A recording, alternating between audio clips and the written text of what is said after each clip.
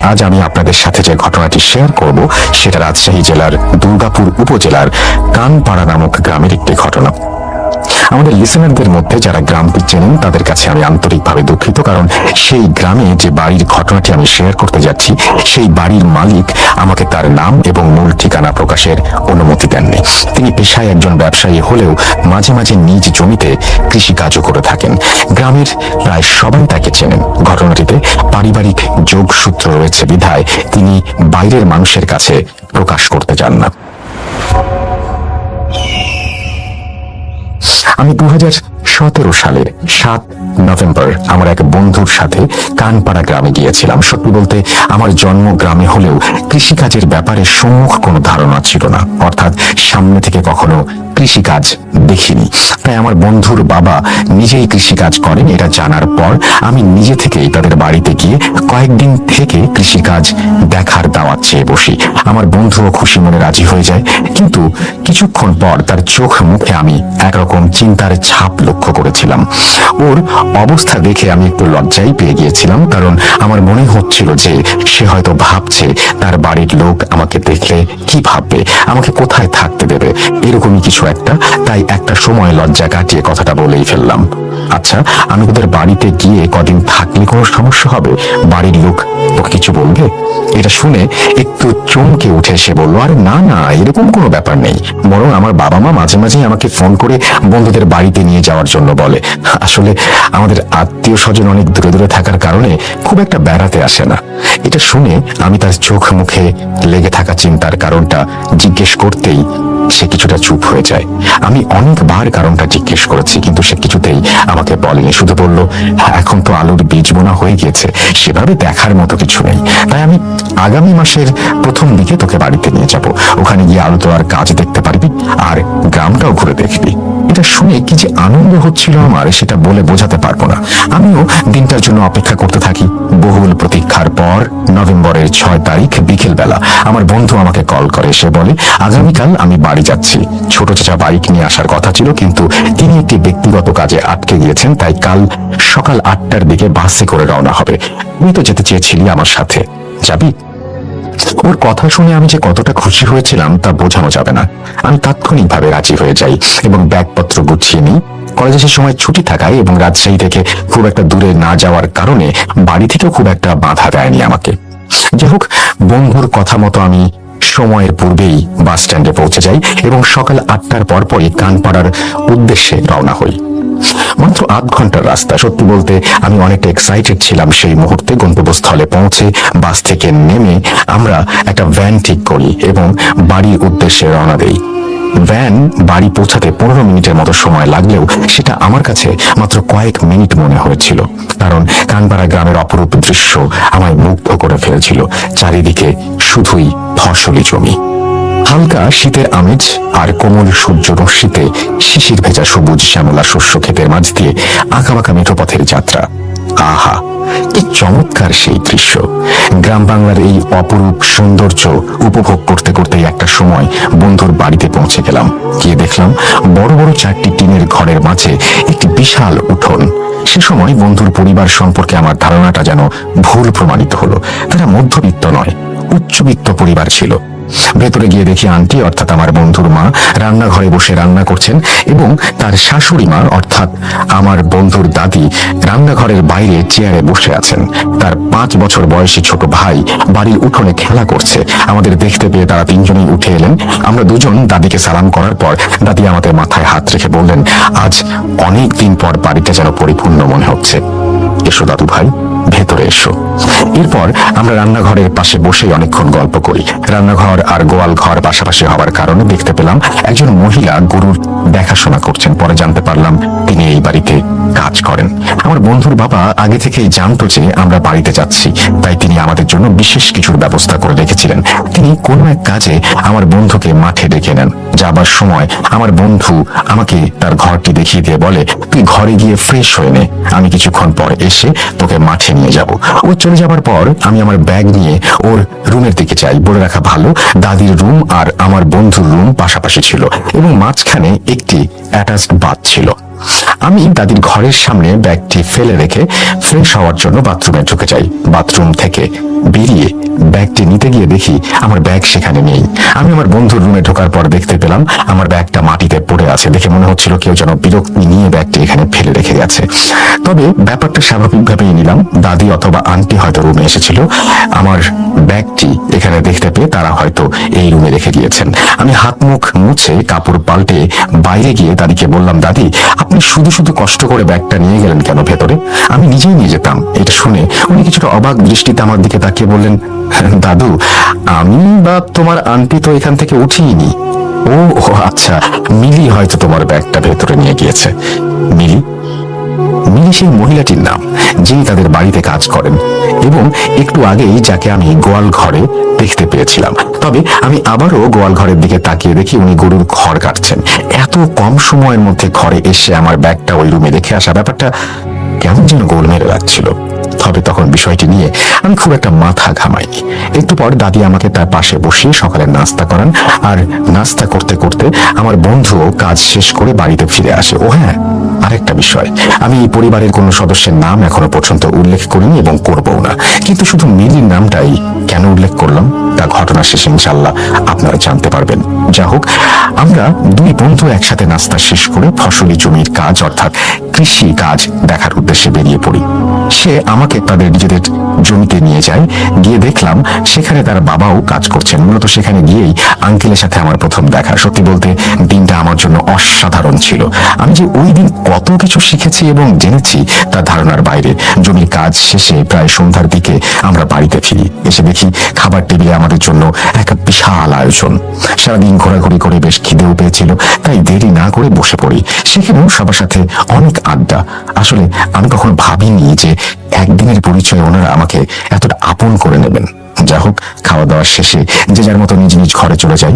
গ্রামের সবাই প্রায় 10টা নাগাদ শুয়ে পড়লেও শহরের জীবনের বদভ্যাসের কারণে আমি আর আমার বন্ধুর ঘুম আসছিল না। তাই আমরা দুজন গল্প করতে থাকি। একটা সময় সেও ঘুমিয়ে পড়ে, কিন্তু এত দৌড়ঝাঁপের পর শরীরটা ক্লান্ত থাকলেও আমার কেন যেন ঘুম আসছিল না। তাই আমি ফেসবুকিং করতে থাকি। আগেই বলেছি, দাদির রুম আর আমার রুমটা পাশাপাশি অ্যাটাচড বাথরুম থাকার কারণে বিছানায় বসেই স্পষ্টভাবে বাথরুমের দরজাটা দেখা যায়। রাত তখন 12টা 27 মিনিট। হঠাৎই বাথরুমের লাইটটা জ্বলে উঠল। স্বাভাবিকভাবে আমি তাকালাম, কিন্তু কেউই বাথরুমে প্রবেশ করলো না, আবার বেরিয়েও এলো না। অনেকক্ষণ যাবৎ কারো কোনো সারা শব্দ না পেয়ে আমি বিছানা থেকে উঠে গিয়ে এদিক ওদিক তাকিয়ে লাইট বন্ধ করে দিলাম। ভাবলাম ফিউজে সমস্যা হয়েছে, তাই এমনি লাইটটি জ্বলে উঠেছে। আমার বন্ধু বলছিল দাদির রুমে দাদি আর মিলি ঘুমোয়, কিন্তু অতিরিক্ত অন্ধকার থাকার কারণে লাইট বন্ধ করতে গিয়েও কাউকে দেখতে পাইনি। আমি আবার বিছানাতে বসে ফেসবুকিং করতে থাকি। রাত 12টা 47 মিনিট। অদ্ভুতভাবে আবারও বাথরুমের লাইট জ্বলে ওঠে। বাতাসের কারণে দরজাটা হয়তো একটু আগেই খুলে গিয়েছিল, তাই ভেতরের একাংশ দেখা যাচ্ছিল। কিন্তু এবার অবাক করা বিষয় হলো কেউ ভিতরে প্রবেশ করছে না। তাই কিছুক্ষণ অপেক্ষা করার পর বিছানা থেকে নেমে যেই না বাথরুমের কাছে যাব, তখনই দেখতে পেলাম দাদি বাথরুমের বাইরে একটি টুলের ওপর বসে আছেন, আর তিনি আমার দিকেই তাকিয়ে আছেন, আর তার চোখ মুখ কেমন মলিন হয়ে রয়েছে। আমি কাছে গিয়ে জিজ্ঞেস করলাম, দাদি আপনি কি ভেতরে যাবেন? আমি সাহায্য করব? তিনি আমার কথা শুনে কোনো উত্তর না দিয়ে বিছানার দিকে চলে গেলেন। আমিও সাত পাত না ভেবে বাথরুমের লাইট বন্ধ করে বিছানায় গিয়ে ঘুমিয়ে পড়লাম। মাঝরাতে দরজায় কড়া নাড়া আর মিলির ডাকাডাকির আওয়াজে ঘুমটা ভেঙে গেল। কিন্তু আমাদের রুমে তো কোনো দরজা নেই। দরজা তো দাদির রুমের সাথে। এত রাতে মিলি বাইরে কি করছে? আর ও তো দাদির রুমে ঘুমোয়। বিছানা ছেড়ে উঠে বসতে বসতেই কথাগুলো ভাবতে থাকি। দেখলাম আমার বন্ধু ততক্ষণে পাশের রুমে গিয়ে দরজা খুলে দিয়েছে। মিলিকে এত রাতে ঘরে আসার কারণ জিজ্ঞেস করতে সে বলে, দাদি আমার হঠাৎ করে শ্বাসকষ্ট শুরু হয়েছে, মনের ভুলে ইনহেলারটা আমি এই ঘরেই রেখে গেছি, তাড়াতাড়ি ইনহেলারটা দেন ভাইয়া। পাশের রুমে বিছানায় বসে আমি স্পষ্টভাবে মিলির এই কথাগুলো শুনছিলাম, কিন্তু সব কথাগুলো কেমন যেন মাথার ওপর দিয়ে যাচ্ছিল। দাদি ওষুধ নিতে এসেছে মানে? দাদি তো পাশের রুমে আছে। বরং মিলি এতক্ষণ বাইরে কি করছে? ও তো দাদির ঘরেই থাকার কথা। এগুলো ভাবতে ভাবতে আমার বন্ধু রুমে ফিরে আসে। আমি ওকে ব্যাপারটা জিজ্ঞেস করতেই বলে, দাদি কয়েকদিন যাবত একটু অসুস্থ, তাই বাবা মা তাকে পাশের ঘরে নিয়ে গেছে। মিলে এসেছিল ওষুধগুলো নিতে। দাদির নাকি হঠাৎই শ্বাসকষ্ট শুরু হয়েছে। ওর কথা শুনে আমি হতভম্বের মতো জিজ্ঞেস করলাম, কি বলছিস এসব? দাদির ওষুধ নিতে এসেছে মানে? দাদি তো পাশের ঘরেই আছে। আমি একটু আগে দেখলাম, একটু আগে দেখা হলো আমার সাথে। এবার আমার কথা শুনে আমার বন্ধু হক চকিয়ে গেল এবং বলল, আরে ব্যাপারটা ঠিক ওরকম নয়। ঘুমের ঘরে কি বলতে কি বলেছি। আসলে দাদি অসুস্থ হবার কারণে বাবা মা মিনিকে পাঠিয়েছিল ওষুধ সহ দাদিকে পাশের রুমে নিয়ে যাবার জন্য। তুই এখন এগুলো নিয়ে ভাবিস না তো, ঘুমিয়ে পড়। কাল সকালে অনেক কাজ আছে, আর মাঠে তো যেতে হবে নাকি। চল চল চল চল চল, তাড়াতাড়ি শুয়ে পড়। এইভাবে আরো কয়েকটা কথা বলে আমাকে একরকম বুঝ দিয়ে ঘুম পাড়িয়ে দেয়। আমি ব্যাপারটা নিয়ে একটু দ্বিধাদ্বন্দ্বের মধ্যে থাকলেও একটা সময় ঘুমিয়ে পড়ি। পরের দিনটা বেশ ভালোভাবেই কেটে যায়। সেদিন খুব একটা সমস্যা হয়নি, কিন্তু তার পরের দিন রাতে আমি আমার জীবনে প্রথমবারের মতো নিজের চোখের সামনে অদ্ভুত কিছু লক্ষ্য করেছি। ঠিক প্রথম দিনের মতোই রাতে বিছানায় বসে ফেসবুকিং করছিলাম। হঠাৎ করে বাথরুমের লাইটটা জ্বলে উঠলো, কিন্তু পাশের রুমে তো কেউ নেই। বরাবরের মতো ফিউজে প্রবলেম ভেবে আমি লাইট বন্ধ করতে যাওয়ার সময় রুমে থাকা ঘড়ির দিকে চোখ পড়তে দেখতে পেলাম আবারও সময়টা ঠিক 12:27। কিন্তু আগের দিনের রাতের কথাটা তখন আমার মাথায় ছিল না, তাই স্বাভাবিকভাবে লাইটটা বন্ধ করে আবারও বিছানায় চলে আসি। কিছুক্ষণ পর আবারও লাইটটা চলে ওঠে। এবার আমি সরাসরি ফোনের দিকে তাকিয়ে দেখি সময়টা ঠিক 12:47। এবার আমি সত্যি ভয় পেয়ে যাই। আগের দিনের কথাটাও মনে পড়ে যায়। আমার সাহস হচ্ছিল না আবার গিয়ে লাইটটা বন্ধ করে দিয়ে আসার। আমি আমার বন্ধুকে ডাকতে যাব, ঠিক এমন সময় হঠাৎ আস্তে আস্তে বাথরুমের দরজাটা খুলে যায়। আমি বিছানায় বসে স্পষ্ট দেখতে পাচ্ছিলাম বাথরুমের ভেতরে থাকা তাকের ওপর থেকে আস্তে আস্তে করে শ্যাম্পুর বোতলটা সামনের দিকে এগিয়ে এসে নিচে পড়ে গেল। দেখে মনে হলো কেউ আলতোভাবে বোতলটা টানতে টানতে ফেলে দিল। এবার আমি যেন বাকরুদ্ধ হয়ে গেলাম। আমার পাশে শুয়ে থাকা বন্ধুকে ডাকার মতো শক্তিও তখন যেন আমার মধ্যে ছিল না। অনেক কষ্টে বন্ধুকে ডেকে ঘুম থেকে উঠিয়ে বিষয়টা খুলে বলার চেষ্টা করলাম, কিন্তু বারবার আমার কথা আটকে যাচ্ছিল। সত্যি বলতে প্রথমবার এতটা ভয় পেয়েছি। যা হোক, কোনোভাবে তাকে বিষয়টা জানানোর পর সে এক প্রকারে হেসে ব্যাপারটা উড়িয়ে দিল। বলল, এত রাত অবধি জেগে আছিস, তুই সব ভুলভাল দেখছিস, শুয়ে পড়। এটা শুনে আমি সজোরে ওর হাতে একটা আঘাত করে বললাম, একজন মানুষ প্রতিদিন ভুল কিছু দেখতে পারে না, আর তুইও আজকে আমাকে ভুলভাল বোঝাতে আসিস না। আমার কাছে প্রমাণ আছে, এই দেখ, লাইটটা এখনো জ্বালানো আর শ্যাম্পুর বোতলটা এখনো নিচে পড়ে আছে। আমার কথা শুনে ও আমার ভয় কাটানোর জন্য আমাকে এক প্রকার জোর করে বাথরুমের কাছে নিয়ে গেল। কিন্তু অবিশ্বাস্য হলেও সত্যি, শ্যাম্পুর বোতলটা নিচে পড়ে ছিল না। ওটা ঠিক আগের জায়গাতেই সুন্দরভাবে সাজিয়ে রাখা ছিল। এটা কিভাবে সম্ভব? আমি তো নিজের চোখে সবটা দেখেছি। এতটা ভুল হতে পারে আমার চোখে দেখা? সবকিছু ঠিকঠাক আছে দেখে একরকম হাসতে হাসতে ও আমাকে অভয় দিতে থাকে। কিন্তু এরপর যা ঘটলো তা দেখার জন্য আমি একদমই প্রস্তুত ছিলাম না। দাদির রুমের দরজার পাশে একটা ফ্রিজ রাখা ছিল। সেই ফ্রিজের ওপরে একটা মাটির হাঁড়ি। আমার বন্ধু ঠিক ফ্রিজের সামনেই দাঁড়িয়ে ছিল এবং কিছুটা অন্ধকার থাকার কারণে আমি ব্যাপারটা খেয়াল করিনি। দুজন সামনাসামনি দাঁড়িয়ে কথা বলতে বলতে আমি দেখতে পেলাম ওর পেছন থেকে একটা কালো পর্দা যেন সরে গেল আর ফ্রিজটা দৃশ্যমান হয়ে গেল।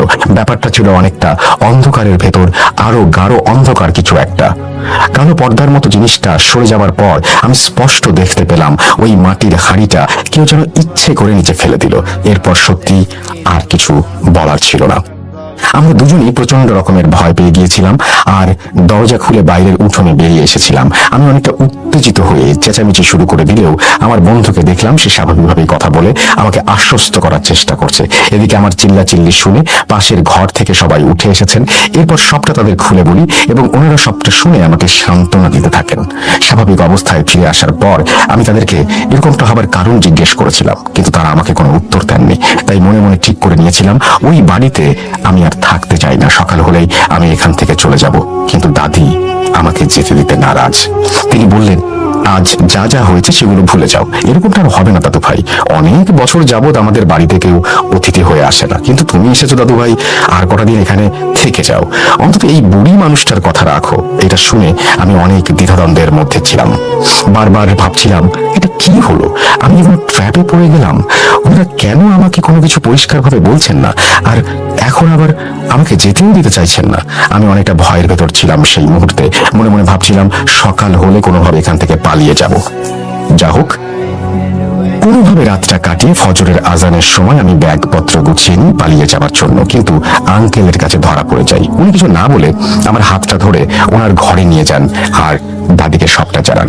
দাদি আমাকে বারবার অভয় দিতে থাকলেও আমার মন কোনোভাবেই সেখানে থাকতে চাচ্ছিল না। শেষমেশ আমি তাদেরকে একটা শর্ত দেই, তারা যদি আমাকে এই বাড়ির পুরো ঘটনাটা পরিষ্কারভাবে বলেন এবং গতকাল রাতে কেন এমনটা হলো সেটা খুলে বলেন, তাহলেই আমি থেকে যাব। এই শর্ত শুনে আঙ্কেল আর দাদি কিছুক্ষণ চুপ করেছিলেন আর দুজন দুজনের দিকে তাকিয়েছিলেন। একটা সময় দাদি আমার শর্তে রাজি হয়ে গেলেন এবং বলেন, আজ মাগরিবের পর আমি তোমাকে সবটা বলবো, কিন্তু এখানেও একটা শর্ত আছে। মাগরিবের নামাজের পর থেকে ইশার আজান পর্যন্ত ঠিক যতটা সময় থাকবে সেই সময়ের মধ্যে ঘটনাটা শেষ করতে হবে। যদি কোনো কারণে আমি সেই সময়ের মধ্যে সম্পূর্ণ ঘটনা শেষ করতে না পারি, তাহলে তুমি আমাকে বা এই বাড়ির কাউকে আর কখনোই এই ঘটনার ব্যাপারে জিজ্ঞেস করতে পারবে না। মনের ভেতর ভয়ের সাথে সাথে ঘটনাটি শোনার তীব্র আগ্রহ থাকার কারণে আমি দাদির শর্তে রাজি হয়ে যাই। সেদিন মাগরিবের সময় আঙ্কেল আমাকে অজু করে নামাজে যাবার কথা বললেন এবং নামাজ শেষে সোজা বাড়িতে ফিরে আসতে বললেন। আমি ঠিক তার কথা মতোই কাজগুলো করলাম। বাড়িতে ফেরার পর দেখলাম দাদি এবং বাড়ির অন্যান্য সদস্যরা তার ঘরে বসেই আমার জন্য অপেক্ষা করছেন। আমি ভেতরে ঢুকতেই আঙ্কেল আমার মাথায় ফু দিয়ে বিছানার উপর গিয়ে বসতে বললেন। এরপর দাদি একে একে ঘটনাগুলো বলতে শুরু করলেন। ঘটনাটি দাদি আমাকে যেভাবে বলেছিলেন আমি ঠিক সেভাবেই লেখার চেষ্টা করছি। সময়টা 1969 সালের 3রা ফেব্রুয়ারি, আমার বিয়ের দিন। জন্মের সময় মা হারানো এক সন্তানের দায়িত্ব নিতেই বিয়েটা করেছিলাম। সেটা আর কেউ নয়, তোমার বন্ধুর বাবা। হ্যাঁ, সে আমার আপন বোনের ছেলে। কিন্তু তাকে জন্ম দিতে গিয়ে আমার বোন এই পৃথিবীকে বিদায় জানায়। মা হারা মাত্র কয়েকদিনের শিশুটিকে মৃত্যুর মুখ থেকে বাঁচানোর জন্য এবং তার দায়িত্ব নিজ কাঁধে তুলে নেবার জন্য আমি বিয়েটা করেছিলাম। সত্যি বলতে আমি সেদিন সঠিক সিদ্ধান্তই নিয়েছিলাম। বিয়ের পর সবকিছু ঠিকঠাক ভাবে চলছিল, কিন্তু 2 বছর পর পাকিস্তানি হানাদার বাহিনীর নির্বিচারে নির্মমভাবে বাঙালি হত্যা আমার জীবন থেকে সুখ শান্তি কেড়ে নেয়। 71-এর যুদ্ধে আমি আমার বাবার বাড়ির সবাইকে হারিয়েছি, কিন্তু নিজের এবং 2 বছরের ছোট শিশুর জীবন রক্ষার্থে আমি আমার শ্বশুর বাড়ির লোকদের সাথে ভারতে পালিয়ে যাই। সেখানে কষ্টের দিনগুলোর কথা নাই বা বলি। যুদ্ধ শেষে 1972 সালে 2রা মার্চ আমার এই এলাকায় ফিরে আসা। কিন্তু তখন এই এলাকাটার আগের মতো ছিল না, সবকিছু যেন বদলে গিয়েছিল। চারিদিকে শুধু ধ্বংসাবশেষ। বাড়ির কাছে পৌঁছে দেখি সম্পূর্ণ বাড়ি পুড়িয়ে দেওয়া হয়েছে আর অর্ধেকের বেশি ভেঙে পড়েছে। যুদ্ধের আগে এই এলাকাতে মাত্র 3টি পাকা বাড়ি ছিল, তার মধ্যে আমাদের একটা। আমার শ্বশুর আব্বা নিজে বাড়িটি তৈরি করেছিলেন। এই মুহূর্তে একে তো অর্থের অভাব, অন্যদিকে মাথার উপরে ছাদটাও হারিয়ে গিয়েছে। তারপরও অনেক ধৈর্য ধরে এবং কষ্ট করে আমার শ্বশুর 3 দিনের মধ্যে এলাকার মানুষদের সাহায্যে একটি টিনের বাড়ি বানিয়ে আমাদের থাকার ব্যবস্থা করেন। এরপর আস্তে আস্তে আমরা নিজেদের পূর্বের অবস্থায় ফিরতে শুরু করি এবং থাকার জন্য আরো একটি টিনের ঘর বানিয়ে ফেলি। দীর্ঘ 14 বছর পর অর্থাৎ 1986 সালের দিকে আমরা সম্পূর্ণরূপে আমাদের পূর্বের অবস্থানে ফিরে যেতে সক্ষম হই।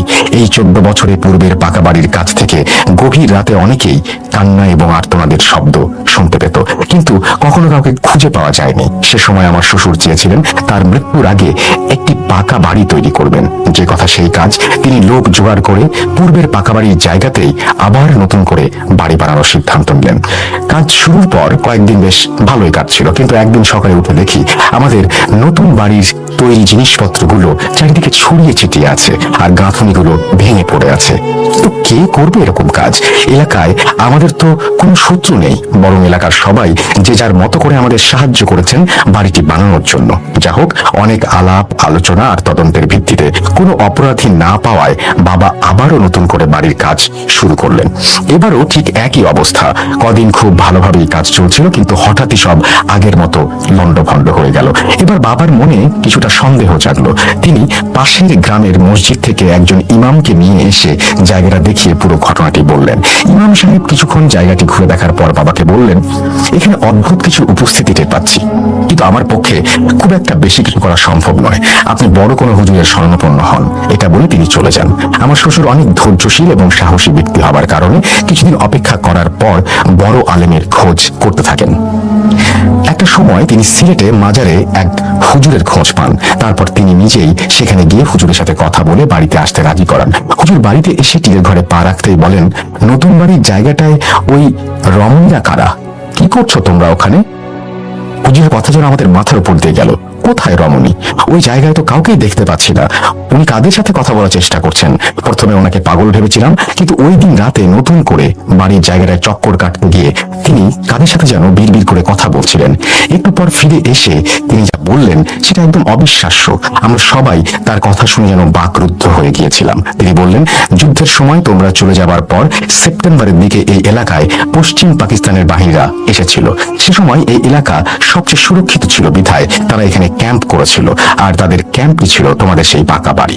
এই দিনের অবস্থানে অনেককেই তারা হত্যা করেছে, আর প্রায় 8 জন নারীকে তোমাদের এই পাকা বাড়িতেই পাশবিক নির্যাতনের শিকার হতে হয়েছে, এবং একটা সময় সকলকে উলঙ্গ অবস্থায় হাত পা বেঁধে ঝুলিয়েও রাখা হয়েছিল। ঠিক 23তম দিনের রাতেই মুক্তিবাহিনীর লোকেরা ক্যাম্পে আক্রমণ করে এলাকা দখল করতে সক্ষম হয়। গুলিবিদ্ধ নিহত মিলিটারিদের ওই বাড়িতে নিয়ে গিয়ে আগুন লাগিয়ে দেয় মুক্তিবাহিনী, এবং সেখানে সেই জায়গাটাতে যে সমস্ত নারীদের তারা নির্যাতন করে হত্যা করার জন্য রেখেছিল সেই সমস্ত নারী এবং সবাই মিলে সেখানে তারা মৃত্যুবরণ করে, এবং এই জায়গাটায় 8 জন জিন আটকা পড়ে। যেখানে তারা নারীদের যে নির্যাতন করেছিল সেই 8 জন নারীর জিন সেখানে আটকা পড়ে, এবং তারা এখানে কোনো পাকা বাড়ি ওঠাতে দেবে না, এটা বলে। হুজুরের এই কথা শোনার পর আমাদের সবার মাথায় যেন বাজ পড়লো। সবাই প্রায় চুপ করে গিয়েছিলাম, কিন্তু আমার শ্বশুরের শেষ ইচ্ছা ছিল একটি পাকা বাড়ি বানানো। তিনি হুজুরকে অনেক অনুরোধ করেন কোনো একটা ব্যবস্থা করে দিতে। বাবার অনেক জোরাজুরি করার কারণে হুজুর একটা সময় আমাদের সাহায্য করতে রাজি হন। পরদিন সকালে তিনি নতুন বাড়ির জায়গাটা বন্ধ করবেন বলে আমাদের কিছু সামগ্রী জোগাড় করতে বললেন। আমরা তার কথা মতো প্রয়োজনীয় সামগ্রী জোগাড় করতে সক্ষম হই, এবং পরের দিন ঠিক ফজরের নামাজের সময় তিনি একটি কাগজে কিছু একটা লিখে তাতে কিছু শুকনো ফুলের পাপড়ি মুড়ে একটা কাচের বোতলে রাখলেন। পরবর্তী সেই কাচের বোতলের মুখ একটি সাদা কাপড় দিয়ে বেঁধে নতুন বাড়ির জায়গায় একদম মাঝ বরাবর পুঁতে দিলেন। এরপর তিনি বললেন, জায়গাটি এই মুহূর্তে বন্ধ করে দিয়েছি, তাই আপাতত নতুন বাড়ি ওঠাতে কোনো সমস্যা দেখা দেবে না, কিন্তু নতুন বাড়ি তৈরি হওয়ার পর যেদিন থেকে আপনারা বাড়িতে বসবাস শুরু করবেন সেই দিন থেকে 71 দিন পূর্ণ না হওয়া পর্যন্ত বাড়িতে কোনো প্রকার মাছ রান্না করা যাবে না, মাংস রান্না করা যাবে না, এবং এই নিয়ম মেনে চললে 8 জন জিন এই জায়গাটি ছেড়ে চলে যাবে। এই 71 দিন মাছ এবং মাংস ছাড়া আপনারা অন্য সব ধরনের খাবার গ্রহণ করতে পারবেন। তবে হ্যাঁ, যদি 71 দিন সম্পূর্ণ হবার পূর্বে বাড়িতে মাছ মাংস আনা হয় বা রান্না করা হয় তাহলে বাড়ির কোনো সদস্য বড় ক্ষতি হবে, এবং এই পাকা বাড়িও আর বাসযোগ্য থাকবে না। এরকমটা হলে পরবর্তীতে আমার পক্ষেও বিশেষ কিছু করা সম্ভব হবে না। যা হোক, হুজুর তার হাদিয়া নিয়ে আমাদের বাড়ি থেকে বিদায় নেন, এবং আমরাও নতুন বাড়ি কাজ শুরু করে দিই। আল্লাহর অশেষ রহমতে আমরা 2 মাসের মাথায় কাজ সম্পন্ন করি এবং 6 জন সদস্য নিয়ে সেখানে বসবাস করতে শুরু করি। হুজুরের কথা মতো নতুন বাড়িতে ওঠার পর আমরা মাছ মাংস খাওয়া ছেড়ে দিই। এভাবেই আমাদের দিনকাল ভালোই চলছিল, কিন্তু সবকিছু ভালো চলতে থাকার মধ্যে মূল ব্যাঘাতটা ঘটিয়ে বসি আমি আগে থেকেই ভেবে রেখেছিলাম একদম 72তম দিনে সবাইকে মাছ মাংস রান্না করে খাওয়াবো। তাই আমার স্বামী অর্থাৎ তোমার বন্ধুর দাদুকে বলি বাজার থেকে মাছ মাংস নিয়ে আসার জন্য, কিন্তু দিন গণনার হিসাব নিয়ে তার মনে একটু সন্দেহ থাকলেও আমার জোরাজুরির কারণে সে বাজারে গিয়ে মাছ মাংস আনতে এক প্রকার বাধ্য হয়। প্রায় 2.5 মাস পর সেদিন বাড়িতে মাছ মাংস রান্না হয়। বাড়ির সবাই যেন খুব খুশি হয়ে যায়। দিনটা বেশ ভালোই কেটেছিল, বলতে গেলে অন্যান্য দিনের তুলনায় অনেকটা ভালো। ও হ্যাঁ, একটা বিষয় বলতে ভুলে গিয়েছিলাম, সে সময় আমার একটি 9 বছর বয়সী মেয়েও ছিল। সে তার দাদুর খুব ভক্ত ছিল, বলতে গেলে প্রতি রাতে দাদুর কাছেই ঘুমাতো। সেবার আমাদের জমিতে বেশ ভালো ধান হবার কারণে আমি, আমার স্বামী এবং ছেলে ধানের কাছেই ব্যস্ত ছিলাম। সেদিন রাতের বেলা পুরনো বাড়িতে গোলায় ধান তুলছিলাম আমরা 3 জন। অন্যদিকে আমার শ্বশুর, ননদ এবং আমার মেয়ে নতুন বাড়িতে ছিল। রাত গভীর হবার কারণে এবং কাজ শেষ না হবার কারণে আমরা সে রাতে পুরনো বাড়িতেই থেকে যাই। এরপর হয়তো আনুমানিক রাত 3টা আমি, আমার স্বামী ও আমার ছেলে পুরনো বাড়িতে ঘুমিয়েছিলাম। হঠাৎই এক বিকট আওয়াজে আমাদের 3 জনেরই ঘুমটা ভেঙে যায়। আওয়াজটা কেমন ছিল সেটা ভাষায় প্রকাশ করা সম্ভব নয়। আমরা 3 জনই চমকে গিয়ে ঘুম থেকে উঠে বাড়ির বাইরে বেরিয়ে আসি। এরপর যা দেখলাম তা আমার পক্ষে বলা সম্ভব নয়। এই বলে দাদি অঝরে কাঁদতে শুরু করলেন, এমনকি আঙ্কেলের চোখেও পানি চলে এসেছিল। এক পর্যায়ে তিনি নিজেকে সামলে দাদিকে সান্ত্বনা দিতে শুরু করেন। প্রায় 8-10 মিনিট পর দাদি নিজেকে স্বাভাবিক অবস্থায় এনে আবার ঘটনা বলতে শুরু করেন। আমাদের নতুন বাড়ি ও পুরনো বাড়ির পাশাপাশি হবার কারণে আওয়াজটা খুব স্পষ্ট ছিল। আমরা তিনজন ঘর থেকে বেরিয়ে এসে দেখলাম আমাদের নতুন বাড়িতে একদম মাটিতে মিশে গিয়েছে।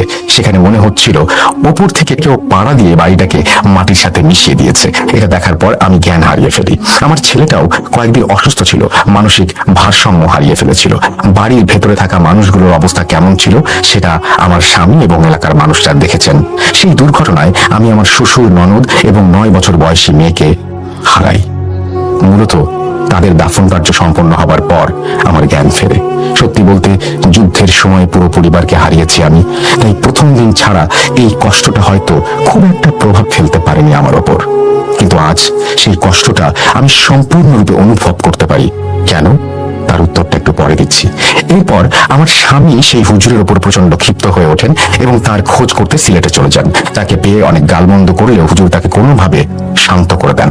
তিনি আবারও আমার স্বামীর সাথে আমাদের বাড়িতে আসেন, এসে সম্পূর্ণ জায়গাটা ঘুরে দেখেন এবং লক্ষ্য করেন আমাদের নতুন বাড়ির পাশের পুকুরে তার সেই দোয়া পড়া কাচের বোতলটি ভেঙে পড়ে আছে। তিনি আমাদের কাছে এসে জিজ্ঞেস করেন, 71 দিন সম্পূর্ণ হবার পূর্বেই কি এ বাড়িতে মাছ মাংস রান্না হয়েছিল?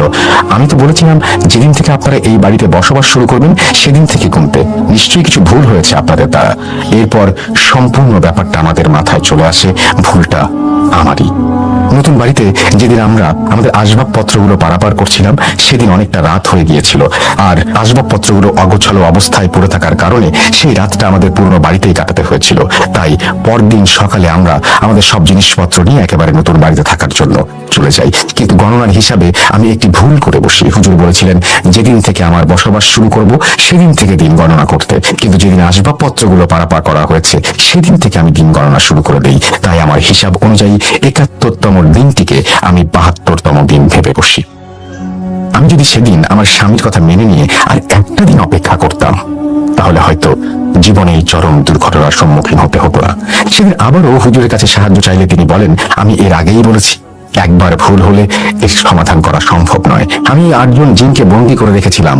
71 দিন আপনারা সঠিক নিয়ম মেনে চললে বা চলতে পারলে তাদের ক্ষমতা লোপ পেত এবং তারা জায়গাটি ছেড়ে চলে যেত, কিন্তু এটা হয়নি। তাদেরকে আটকে রাখার কারণে এমনিতেই ক্ষিপ্ত হয়ে গিয়েছিল, আর 71 দিন পর নিয়ম ভঙ্গ করার কারণে আমার জাদুর প্রভাব কেটে গিয়েছে এবং তারা মুক্ত হয়ে গিয়েছে। আর আপনাদের ওপর এবং আপনাদের বাড়ির ওপর আগে থেকে তাদের একটা ক্ষোভ থাকার কারণে এটাকে ধ্বংস করে দিয়েছে। তাই এই ক্ষেত্রে তাদের বিরত করতে আর কোনো কৌশল আমার জানা নেই। তবে আমি একটা ব্যবস্থা করে দিতে পারি, এই বাড়িটি বন্ধ করে দিয়ে যাবো, এতে করে তারা কখনো আপনাদের ক্ষতি করতে পারবে না, কিন্তু তারা এই জায়গাতেই থাকবে। আর হ্যাঁ, এখানে আর কখনোই পাকা বাড়ি ওঠানো সম্ভব হবে না। চাইলে টিনের বাড়ি তৈরি করে আপনারা বসবাস করতে পারেন, মাঝে মাঝে আপনারা তাদের উপস্থিতি টের পাবেন, কিন্তু নিত্য প্রয়োজনীয় জিনিসপত্রগুলো তারা এক স্থান থেকে অন্য স্থানে সরিয়ে রাখবে আপনাদের বিভ্রান্ত করবার জন্য, কিন্তু কখনোই তারা আপনাদের ছুঁতে পারবে না বা ক্ষতি করতে পারবে না। এরপর আমরা হুজুরের কথায় রাজি হয়ে যাই এবং তিনি তার মতো করে সবকিছু ব্যবস্থা করে দেন। 1997 সালের দিকে আমরা এই জায়গাতে একটি টিনের বাড়ি তৈরি করি, অর্থাৎ তুমি এই মুহূর্তে যেখানে বসে আমার কাছে ঘটনা শুনছো সেই জায়গা। সেখানে 8 জন নারী পুড়ে মারা গিয়েছিল এবং আমার শ্বশুর, ননদ এবং মেয়ে দেয়াল চাপা পড়েছিল। প্রায় প্রতি রাতেই এই ঘরে নানান রকমের অদ্ভুত ঘটনা ঘটে, তবে আজ পর্যন্ত কারো কোনো ক্ষতি হয়নি। তোমার বন্ধু ছোটকাল থেকে বিষয়গুলো লক্ষ্য করে আসছে বিধায় সে এই ব্যাপারগুলো স্বাভাবিকভাবে নিতে শিখে গেছে। আর তোমাকে বা পাড়া প্রতিবেশীকে না জানানোর কারণ হলো এটা জানতে পারলে হয়তো আবারও আমাদের পরিবারকে কেউ ক্ষতি করবে। হুজুর বলেছিলেন ব্যাপারটা, তাই 1986 সালের ওই ঘটনার কারণে আজ পর্যন্ত কেউ সঠিকভাবে জানে না, এমনকি আমাদের কোনো আত্মীয় স্বজনও নয়। তারা জানেন যে বাড়িটা সঠিকভাবে বানানো হয়নি, যার জন্য ভেঙে পড়েছিল। আর অপঘাতে 3 জন মানুষের মৃত্যুর কারণে মাঝে মধ্যে অদ্ভুত কিছু লক্ষ্য করা যায়। সেই ভয়ে তারা আমাদের বাড়িতে থাকতে ভয় পায়। কেউ কেউ বেড়াতে এলেও সকালে এসে বিকেলে চলে যায়। বাড়িতে নতুন মানুষ এলে তাদের উপস্থিতি বিশেষভাবে লক্ষ্য করা যায়, তবে 2-3 দিন থাকলে সবটা আগের মতো স্বাভাবিক হয়ে যায়। কিন্তু ভয় বস্তুটা এমন একটা জিনিস যা পৃথিবীর সবাইকে কাবু করে ফেলতে পারে। দাদি হয়তো আরো কিছু বলতে যাচ্ছিলেন, কিন্তু কথা বলতেই ঈশার আজান পড়ে যায়। আমি দাদির বলা প্রতিটি কথায় খুব মনোযোগ সহকারে শুনছিলাম। তার ঘটনায় ভয়ের থেকে কষ্টটাই যেন আমাকে বেশি আঘাত করেছে।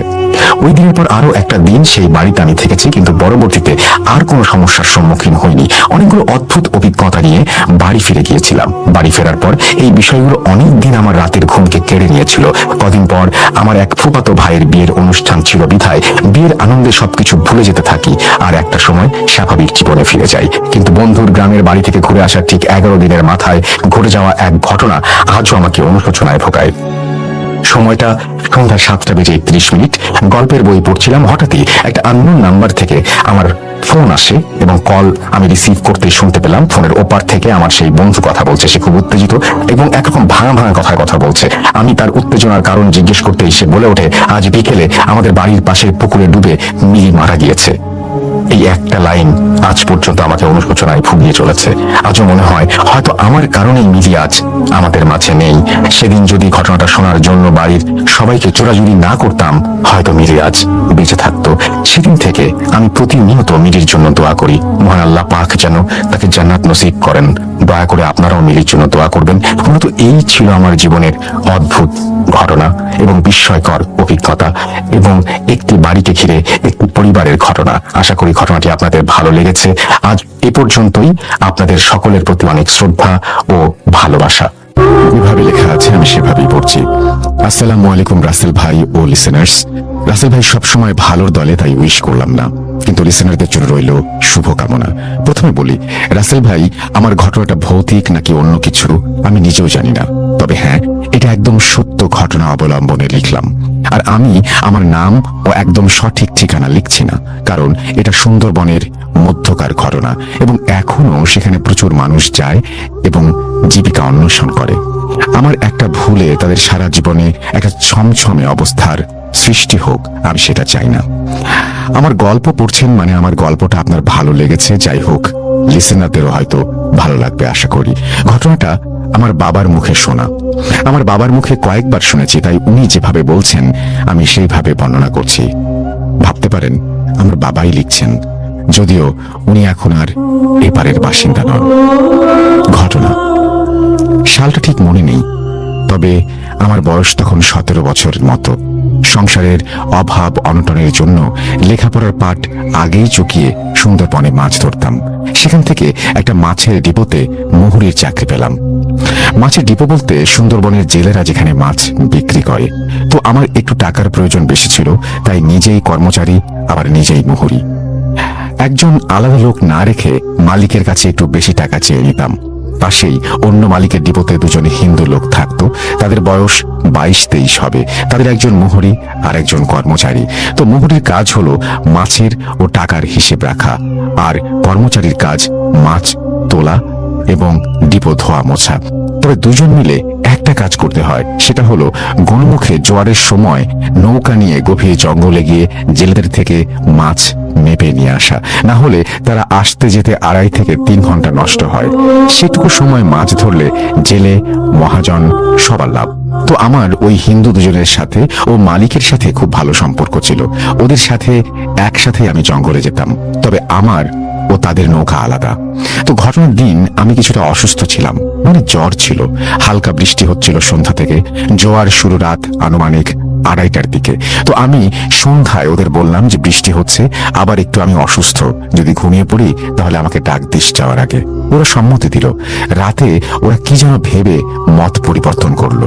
ওরা চিন্তা করলো যে আমি অসুস্থ, আমাকে না ডেকে ওরা চলে যাবে এবং আমাদের জেলেদের মাছও ওরা নিয়ে যাবে। রাত আনুমানিক 3টা, ডিপোতেই শুয়ে আছি। হঠাৎ কে যেন আমাকে নাম ধরে ডাকলো। আমি স্পষ্ট শুনতে পেলাম, মনে হলো সুকুমারের গলা। আমি ডাকের উত্তর দিলাম, তোরা নৌকা খুলতে থাক, আমি আসছি। আমি জেলেদের জন্য পান সুপারি বিড়ি ম্যাচ আর দাড়িপাল্লা ও ঝুড়ি নিয়ে নৌকায় আসলাম। ডিপোগুলো নদীর পাড়ে হয় আর ডিপোর খুঁড়িতে নৌকা বাঁধা থাকে, কিন্তু ওখানে সুকুমারদের নৌকা দেখতে পেলাম না। আমি কিছুটা অবাক হলাম, মাত্রই তো আমাকে ডাকলো। যাই হোক, ভাবলাম আমার দেরি হয়েছে তাই মনে হয় আগে আগে যাচ্ছে, যদিও আমি মোটেই দেরি করিনি। বিসমিল্লাহ বলে নৌকা ছাড়লাম। ওরা দুজন নৌকা বাইছে আর আমি একা। স্বভাবতই আমার পেছনে থাকার কথা, আমি সেটা মনে করে নৌকা বাইছি। বড় নদী রেখে একটা ছোট খালে এসে পড়লাম। এই খালটা বেশ দূরের এবং আঁকাবাঁকা, কয়েকটা ছোট শাখাও আছে। নিয়মিত যাতায়াত না করলে যে কেউ পথ ভুল করে। হালকা বৃষ্টি হচ্ছে, খালের এপারে গাছের ডালপালা ও ওপারের গাছপালা সাথে মিশে আছে। ঘুটঘুটে অন্ধকার, তবে আমার নৌকার ছোঁয়ের মধ্যে একটা বড় ল্যাম্প আছে, যেটা টিনের কৌটায় সলতে দিয়ে বানানো এবং কেরোসিনের দ্বারা চলে। আমি যেহেতু সুন্দরবনে আগে মাছ ধরতাম, তাই অতটা ভয় নেই। স্বভাবতই আমি সাহসী, কিন্তু আজকে খালের ভেতর ঢোকার সাথে সাথেই যেন আমার হৃদয়ের মধ্যে কেমন একটা অস্থিরতা। এমনিতে আমি অসুস্থ, তার উপর বৃষ্টি, আর এই ভয়ঙ্কর জঙ্গলের পথে আমি একা। আমি ভাবছি ওরা আমার থেকে খুব দূরে না, কারণ খালে অল্প দূরত্বে নৌকা চালিয়ে গেলে পানিতে এক ধরনের সাদা দাগ পড়ে, যা অন্ধকারে বোঝা যায়। তো আমি সেই সাহসে নৌকা বাইছি। এবার আমার যেন ভয় করছে খুব। মনে হলো আমার আশেপাশে কেউ আছে, যে আমার সাথে ওপর দিয়ে গাছ দিয়ে চলছে এবং মাঝে মাঝে তার গরম নিঃশ্বাস আমার ওপর পড়ছে।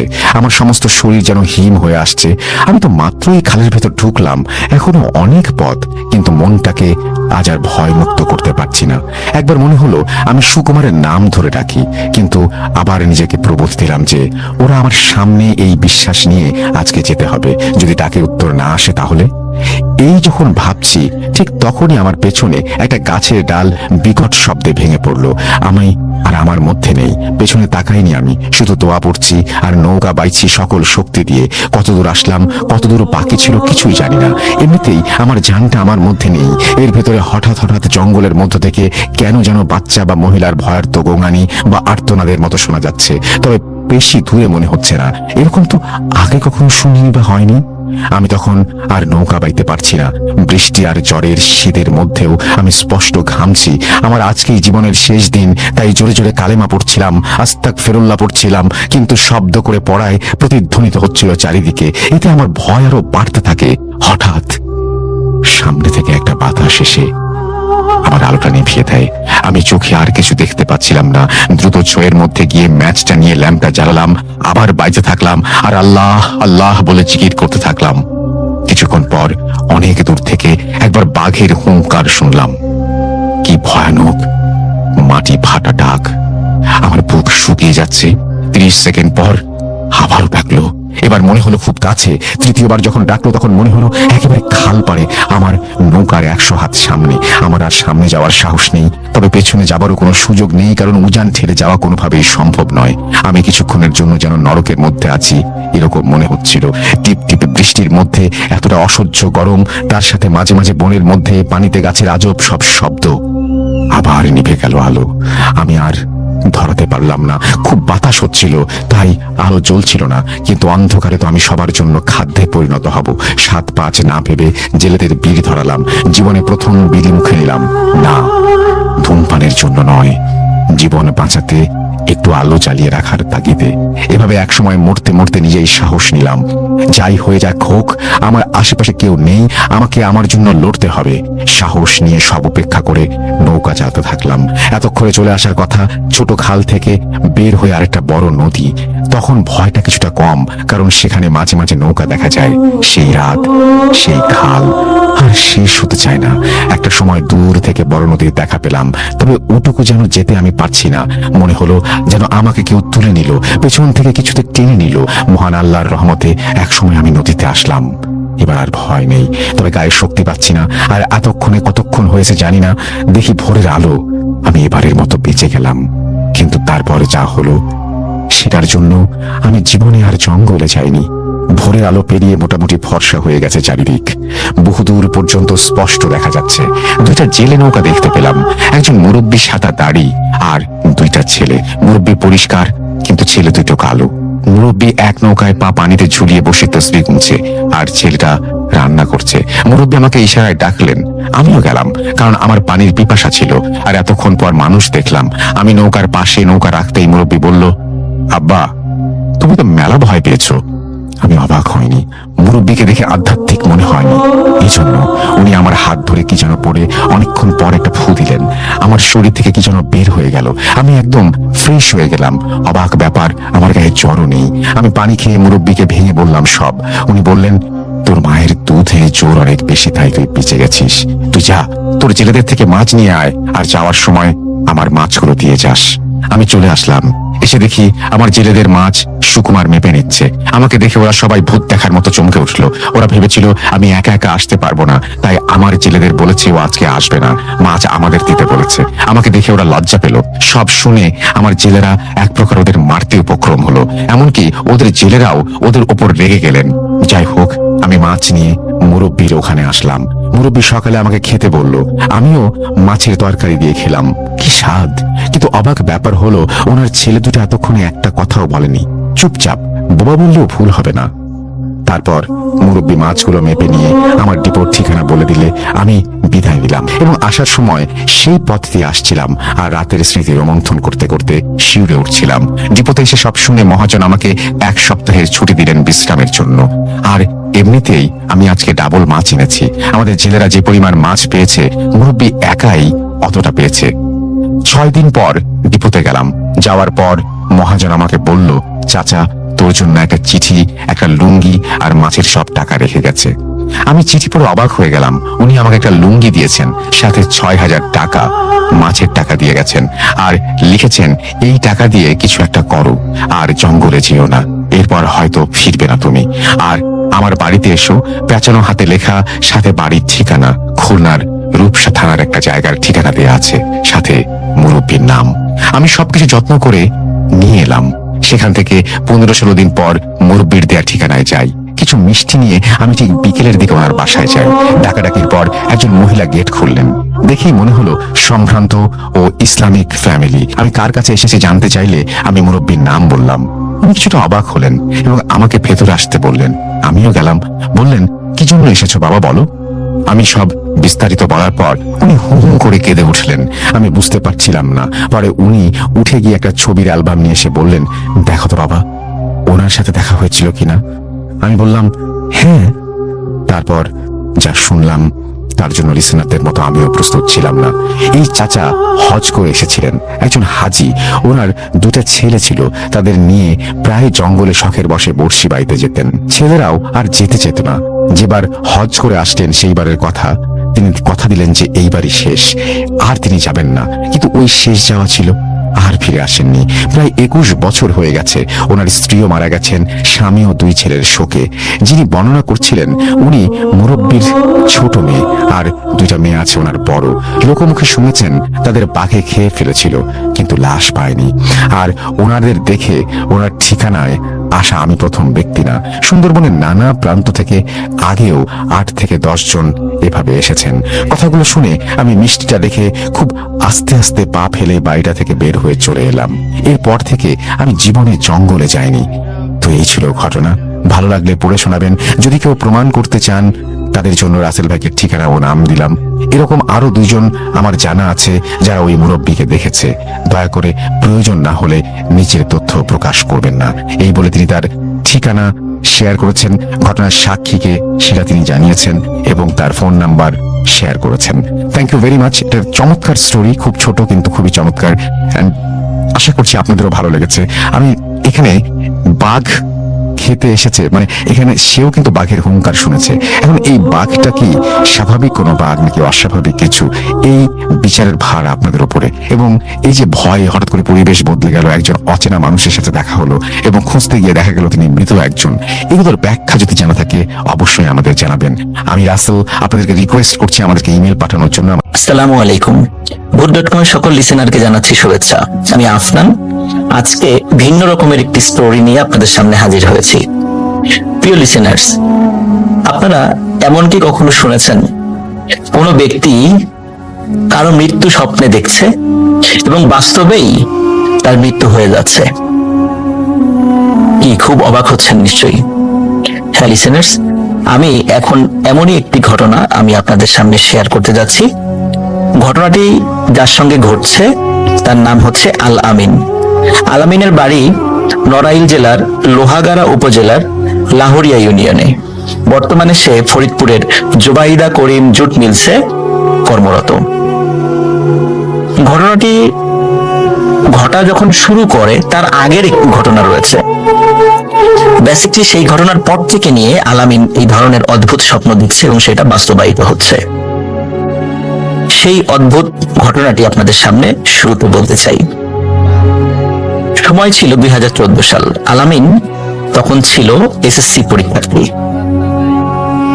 প্রতিদিন ভোরবেলা তার দুটো প্রাইভেট থাকতো, মানে ফজরের পরপরই একটা প্রাইভেট, তারপরে আরেকটা প্রাইভেট। তখন যেহেতু পরীক্ষার্থী ছিল, পড়ার প্রেশারটাও বেশি ছিল। একদিন সন্ধ্যার পর তার বাসা থেকে হঠাৎ করে বলে যে আলামিনের খালা অসুস্থ, কিছু খাবার দাবার নিয়ে খালাকে দেখতে যেতে হবে।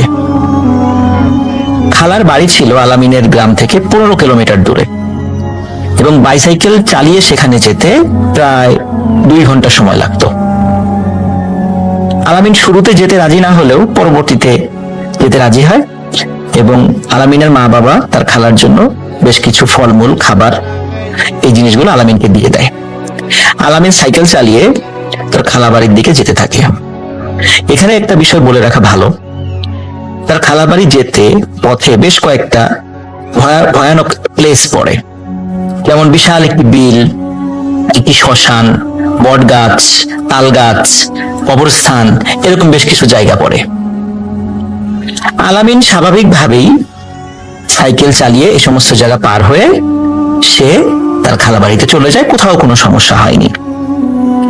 খালাবাড়িতে যাবার পর খালাবাড়ির লোকেরা তাকে খুব রিকোয়েস্ট করে রাত থেকে যেতে, কিন্তু আলামিন বলে যেহেতু তার পরীক্ষা নিকটে এবং পরদিন ভোরবেলা তার প্রাইভেট রয়েছে, এই জন্য সে কিছুতেই থাকতে পারবে না। যেহেতু তার লেখাপড়ার এক্সকিউজ সে দিয়েছিল, এই কারণে তার খালাবাড়ির লোকরাও তাকে কোনো বাধা দেয়নি। আলামিন যেহেতু চলেই যাবে, তখন খালাবাড়ির লোকেরা তখন তার জন্য, মানে তার পরিবারের লোকদের জন্য রান্না করা খাবার, মাছ, মাংস এবং স্পেশালি একটি মাঝারি আকৃতির মুরগির বাচ্চা, তাজা মুরগির বাচ্চা দিয়ে দেয়, যাতে করে বাড়িতে নিয়ে এটা জবাই করে খেতে পারে। তো আলামিন এই জিনিসগুলো ব্যাগে করে নিয়ে রওনা দেয়।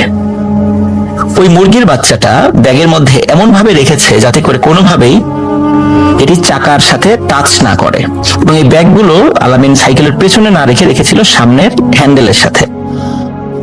আর মুরগির বাচ্চাটা খুব সতর্কভাবে রেখেছিল, কোনোভাবেই যেন চাকার সাথে টাচ না করে এবং আঘাত না খায়। আলামিন সাইকেল নিয়ে খালাবাড়ি থেকে বিদায় নিয়ে চলে যেতে থাকে। শুরুতেই বলেছি দূরত্ব কিন্তু 15 কিলোমিটার, প্রায় 2 ঘন্টা সময় লাগে যেতে।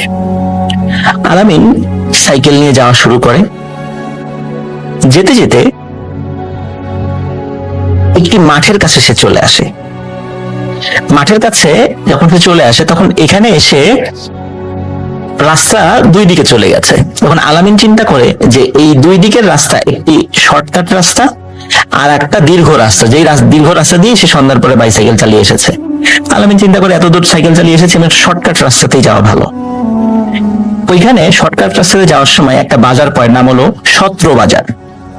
সত্র বাজার থেকে বাজার হয়ে আলামিন যেতে থাকে। যেতে যেতে সে একটি আরেকটা গ্রামের কাছে সে চলে আসে। এই গ্রামটা ছিল হিন্দু পাড়া, মানে সেখানে প্রায় সবাই হিন্দু পরিবার বসবাস করে। আর এই দিক দিয়ে যেহেতু যাচ্ছে, সে চিন্তা করছে যে এই দিক দিয়ে যাওয়ার পথে কিন্তু আরেকটা শ্মশান পড়ে, কবরস্থানও আছে। এখন আলামিন যেটা ভাবছে সেটা হচ্ছে যে যেহেতু অন্য রাস্তা দিয়ে যেতে গেলেও একই সমস্যা ফেস করব, আর এদিক দিয়ে যেহেতু মানুষদের বাসাবাড়ি আছে, পরিচিত বাসাবাড়িও পাওয়া যাবে, কোনো সমস্যা আপদ বিপদ হলে তাদের হেল্প নেওয়া যাবে, এই জন্য আলামিন এই শর্টকাট রাস্তাটা বেছে নেয়। আলামিন ওই হিন্দু পাড়ার মধ্যে দিয়ে সাইকেল নিয়ে যেতে যেতে যেতে যেতে হঠাৎ একটা জায়গায় একটা লম্বা তাল গাছ দেখতে পায়। আলামিন এইটা খেয়াল করে যে তাল গাছের পাশ দিয়ে একজন মহিলা চুল খোলা এবং তার ওড়নাটা মাটিতে গড়াগড়ি খাচ্ছে। সে সোজা রাস্তার পাশ দিয়ে হেঁটে বিলের মধ্যে নেমে গেল। আলামিন এটা দেখে প্রথমে খুব ভয় পায় যে কি ব্যাপার, সে কি ঠিক দেখলো না ভুল দেখলো। তখন আলামিন চিন্তা করেছে সে ভুলও দেখতে পারে। এই কথা চিন্তা করে আলামিন আবার সাইকেল চালানো শুরু করে। সাইকেল চালাতে চালাতে যখন সাইকেল একটি ব্রিজের কাছে উঠবে ভাব, তখন হঠাৎ করে ব্যাগের মধ্যে থাকা মুরগির বাচ্চাটি প্রচন্ড শব্দে আর্তনাদ করে ওঠে। আলামিন চিন্তা করে কি ব্যাপার, হঠাৎ করে মুরগির বাচ্চা এভাবে শব্দ করলো কেন। আলামিন সাইকেল থামায়, সাইকেল থামিয়ে মুরগির বাচ্চা যেই ব্যাগে রেখেছিল সেই ব্যাগটি খুলে, কিন্তু খুলেই আলামিন হতভম্ব হয়ে যায়। মনে হচ্ছে ওই মুরগির বাচ্চার কেউ ঘাড় ভেঙে এমন ভাবে ভেঙেছে যে ফিনকি দিয়ে রক্ত বের হচ্ছে। আলামিন চিন্তা করে কোনোভাবে হয়তো বা সাইকেলের সামনের চাকার মধ্যে ব্যাগটা চলে গেলেও যেতে পারে, যার ফলে মুরগির বাচ্চাটির মাথা হয়তো বা সাইকেলের মধ্যে ঢুকে গেছে, চাকার মধ্যে ঢুকে গেছে, যার ফলে এই দুর্ঘটনা ঘটেছে। কিন্তু আলামিন এই প্রশ্নের কোনো উত্তর পায় না যে সে যেভাবে ব্যাগটি রেখেছিল কোনোভাবেই মুরগির বাচ্চা সাইকেলের চাকার মধ্যে যাওয়ার কথা নয়, কিন্তু এটা কিভাবে ঘটলো। আলামিন চিন্তা করে হয়তো বা যাই হোক কোনো ভুলের কারণে চলেও যেতে পারে, যেহেতু গ্রামের মেঠো পথ, রাস্তার এবড়ো থেবড়ো রাস্তা, রাস্তায় ঝাঁকি লেগে ব্যাগ এলোমেলো হয়ে সাইকেলের চাকার মধ্যে ঢুকে যেতে পারে। আলামিন ব্যাগের মধ্য থেকে মুরগির বাচ্চাটি বের করে ওই ব্রিজের নিচে ফেলে দেয় এবং আবার সে সাইকেল চালানো শুরু করে। সাইকেল চালাতে চালাতে হঠাৎ করে একটি বট গাছ আলামিন দেখতে পায়। এই বট গাছ কেন্দ্রিক অনেক গল্প সে শুনেছে। বট গাছের নিচে আলামিন একজন মানুষকে দেখতে পায়। দেখে সে একজন পাগল, এবং এই পাগলকে সে আগে কখনো দেখেনি। বড় বড় চুল, খালি গা, পরনে ছোট্ট একটি পোশাক। আলামিনকে দেখে বলে, আলামিন দাঁড়া। আলামিন খুব অবাক হয়, কি ব্যাপার, তার নাম ধরে তাকে দাঁড়াতে বলছে। আলামিন দাঁড়ায়। আলামিন দাঁড়ানোর পরে ওই পাগলটি বলছে যে তুই যেদিক দিয়ে যাচ্ছিস ওদিক দিয়ে যাওয়ার দরকার নেই। পাগল আরেকটি রাস্তা দেখিয়ে দেয়। যে রাস্তাটি দেখিয়ে দেয় ওই রাস্তাটি বাজারের দিকে গিয়েছে, বাজারটির নাম হচ্ছে বাতাসি বাজার। আলামিন চিন্তা করে যে এই রাতের বেলা এই পাগল তাকে একটা রাস্তা দেখিয়ে দিচ্ছে, সে পাগলের কথা কেন শুনবে। এই চিন্তা করে সে পাগলের কথা শোনে না। কথা না শুনে সে যে পথ দিয়ে যাচ্ছিল সেদিকে যাওয়া শুরু করে। আলামিন সাইকেল নিয়ে যাচ্ছে, যেতে যেতে হঠাৎ করে আলামিনের যে সমস্যা আলামিন ফেস করে সেটা হচ্ছে সাইকেলের চেন পড়ে যাওয়া শুরু করে। ঘন ঘন সাইকেলের চেন পড়ে যাচ্ছে এবং সে বারবার সাইকেলের চেন উঠাচ্ছে। খুবই বিরক্তিকর একটি বিষয়। কিন্তু আলামিন বুঝতে পারছে না যে কি ব্যাপার, কি হলো, এতটা পথ পাড়ি দিয়ে আসলাম, কোনো সমস্যা হলো না। এই পাগল বললো যে একটা পথে যেতে, ওইদিকে না গিয়ে আমার পছন্দ মতো পথ দিয়ে আগাচ্ছি, তা হঠাৎ করে সাইকেলের চেন পড়ছে। আলামিন মনে করে হয়তোবা সাইকেলের কোনো যান্ত্রিক ত্রুটির কারণে সাইকেলের চেন পড়তেও পারে। সে বারবার চেন উঠাচ্ছে, সাইকেল চালাচ্ছে, কিন্তু সে খুব বিরক্ত হয়ে যাচ্ছে যে এইভাবে তো আর কতক্ষণ সে এইভাবে সাইকেল নিয়ে চালাতে পারবে, কারণ এতবার চেন পড়লে আসলে সাইকেল চালানো সম্ভব নয়। আর তখনও তার গন্তব্য থেকে দূরত্ব ছিল 3 থেকে 4 কিলোমিটার। সে চিন্তা করছে 3 থেকে 4 কিলোমিটার তো সাইকেল ঠেলে ঠেলে নিয়ে যাওয়া কঠিন। তারপরও সে চেষ্টা করছে আর কি যতদূর সম্ভব চালিয়ে যাওয়ার জন্য। আলামিন সাইকেল এভাবে চালাতে চালাতে একটি কবরস্থানের কাছে চলে আসে। যখনই কবরস্থানের কাছে চলে আসে আলামিন বিকট একটি গন্ধ পায়, মনে হচ্ছে পচা লাশের গন্ধ। আলামিন একটা বিষয় চিন্তা করে যে লাশের গন্ধটা কোথা থেকে আসছে। চিন্তা করে হয়তো বা কোনো ভাঙা কবর থেকে এটা আসতেই পারে, যেহেতু পাশেই কবরস্থান। কিন্তু আলামিন খেয়াল করে না, এই গন্ধটি কবরস্থান থেকে আসছে না, এটি আসছে সামনের দিক থেকে, মানে রাস্তা থেকে। তার মানে রাস্তায় কোনো কিছু, এমন কিছু পড়ে আছে যেটা থেকে তীব্র গন্ধ বের হচ্ছে। আলামিন ভাবে হয়তোবা রাস্তায় কোনো মরা কোনো প্রাণী পড়ে থাকতে পারে, যেটা পচে গেছে, সেটা থেকে দুর্গন্ধ আসতে পারে। তা আলামিন এটা ভেবে আবার সে সাইকেল চালানো শুরু করে। কবরস্থান পার হয়ে আরেকটি ব্রিজ রয়েছে। আলামিন স্বাভাবিকভাবে ব্রিজে ওঠার জন্য সাইকেলটা স্পিডটা বাড়িয়ে দেয়, যেহেতু ব্রিজটা উঁচু দিকে, সাইকেলটা নর্মাল স্পিডে চালালে সাইকেল ব্রিজে উঠবে না, এই জন্য স্পিডটা বাড়িয়ে দেয়। কিন্তু অদ্ভুত ব্যাপার, আলামিন খেয়াল করে যে এখন সাইকেলে চেন পড়ছে না, সাইকেল সে চালাতে পারছে। কিন্তু সেই সাথে আর একটা বিষয় আলামিন খেয়াল করে, যে সে যেই গতিতে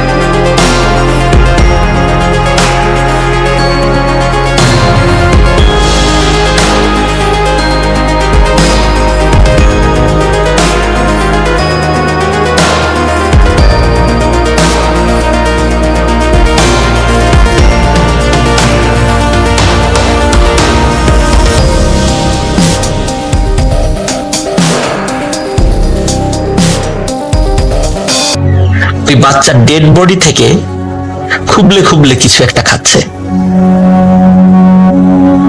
আলামিন ওই দৃশ্য দেখে আর সহ্য করতে পারে নাই, তখন সে সেখানেই সেন্সলেস হয়ে পড়ে যায়, এবং সেন্সলেস হয়ে পড়ার আগে সে প্রচন্ড জোরে একটা চিৎকার করে।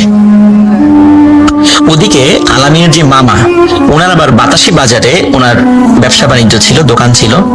উনি ওই দিন কোনো কারণে দোকান বন্ধ করতে দেরি হয়ে যায়। তো উনি এই দোকান বন্ধ করে যখন বাড়িতে ফিরছিলেন, তখন উনি বাড়ি থেকে বেশ দূরে ছিলেন। তখন আলামিন যে প্রচন্ড জোরে চিৎকার করেছিল, আলামিনের মামার কানে সে শব্দটি গিয়েছিল। তখন উনি কি হলো এই চিন্তা করে আবার পেছনে এসে আলামিনকে অজ্ঞান অবস্থায় পায়। তো আলামিনের সাইকেলের সাথে থাকা ব্যাগ এবং আলামিনকে সাথে নিয়ে উনি বাড়ির দিকে যাওয়া শুরু করেন। কারণ ওনার কাছে ফোন ছিল, ফোনে অন্য লোকদেরকে খবর দেন, তারাও চলে আসে, সবাই মিলে আলামিনকে ধরাধরি করে তার নানার বাড়িতে নিয়ে যায়। পাশে তার নানা বাড়ি ছিল, সেখানে নিয়ে যায়। যে রাত্রে এই ঘটনাটি ঘটে, এটি ছিল বুধবার। পরের দিন বৃহস্পতিবার দিন সকালে ইসলাম ফকির নামক একজন ব্যক্তির কাছে তাকে ট্রিটমেন্টের জন্য নিয়ে যাওয়া হয়। কিন্তু ইসলাম ফকির তাকে জ্ঞান ফেরাতে পারে না। আলামিনের জ্ঞান ফেরে গিয়ে শুক্রবারে আলামিনের যখন জ্ঞান ফেরার পর আলামিন অদ্ভুত কিছু শব্দ বলতে থাকে, যেটা পাশের লোকজন শুনেছে, কিন্তু সেই শব্দের কোনো মিনিং বের করা যাচ্ছিল না। এইভাবে আলামিনের আচরণে কিছু পরিবর্তন দেখা দেয়। সে কাউকে কাছে পেলে মারার জন্য উদ্যত হয়, এবং সে জিজ্ঞেস করে, এই তুই নামাজ পড়েছিস কিনা, ভালো কাজ করেছিস কিনা, এই ধরনের কথা জিজ্ঞেস করে, এবং তাকে মারার জন্য উদ্যত হয়। সবাই তাকে ভয় পেতে থাকে। মোটামুটি ঝাড়ফুঁকের ফলে সে 7 দিন কি 10 দিনের মাথায় সে সুস্থ হয়ে যায়।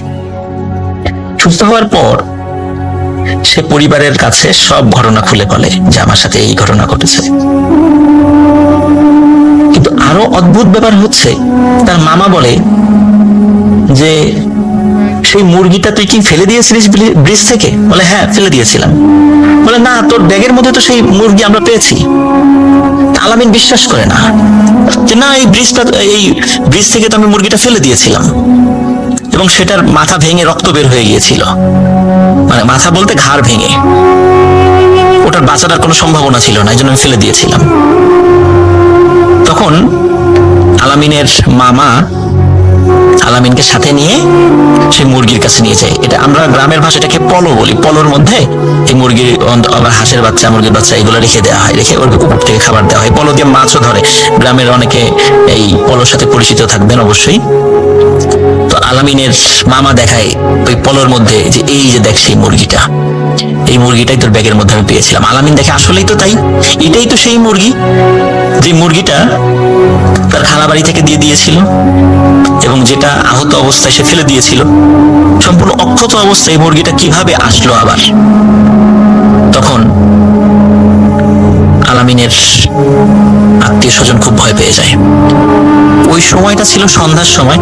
সাথে সাথে ওই মুরগিটা পলো থেকে ছেড়ে দেওয়া হয় এবং মুরগিটা দৌড় দিয়ে জঙ্গলের মধ্যে মিলিয়ে যায়। পাশে ঝোপঝাড় ছিল, সেখানে মিলিয়ে যায় এবং ওই মুরগিটা পরবর্তীতে আর কেউ কখনো দেখেনি। যাই হোক, এরপর থেকে আলামিন অদ্ভুত কিছু স্বপ্ন দেখতে থাকে। সেই স্বপ্নে সে দেখে তার আত্মীয় স্বজন, একদম নিকট আত্মীয় স্বজন মারা যাচ্ছে। প্রথমে দেখে তার মামিকে, তার মামির মৃত্যু সে স্বপ্নে দেখে।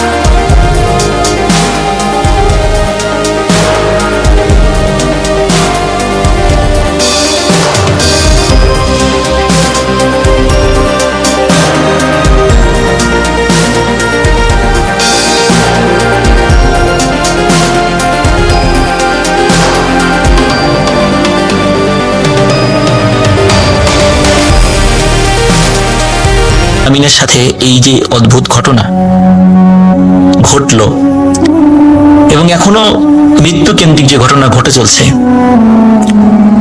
এটা কিন্তু চলমান রয়েছে, এখনো ঘটছে, ভবিষ্যতেও ঘটবে কিনা আমরা জানি না। তো এই বিষয়টা আমার কাছে এতটাই অদ্ভুত লেগেছে যে আমি একটু উপন্যাসে এরকম একটি গল্প শুনেছিলাম যে কোনো একটি মেয়ে, সে যার মৃত্যু হবে স্বপ্নে দেখে দেখে সেই লোকটার পিছনে একটি জন্তুর মতো কিছু একটি দাঁড়িয়ে আছে এবং এর কয়েকদিনের মাথায় সেই মানুষটির মৃত্যু ঘটে। এটি উপন্যাসের একটি গল্প ছিল, একটি উপন্যাস ছিল, কিন্তু বাস্তবে যে এমন কোনো মানুষের দেখা পাবো এটা আমি আসলে ভাবি নাই। খুব তাড়াতাড়ি আলামিনকে আপনাদের সামনে ইনশাআল্লাহ আমি নিয়ে আসার চেষ্টা করব। সবাই ভালো থাকবেন, সুস্থ থাকবেন। রাসেল ভাইকে ধন্যবাদ, বুট.com-এর সাথে জড়িত সকলকে ধন্যবাদ, লিসেনারদেরকে আবারও শুভেচ্ছা জানাচ্ছি। আসসালামু আলাইকুম।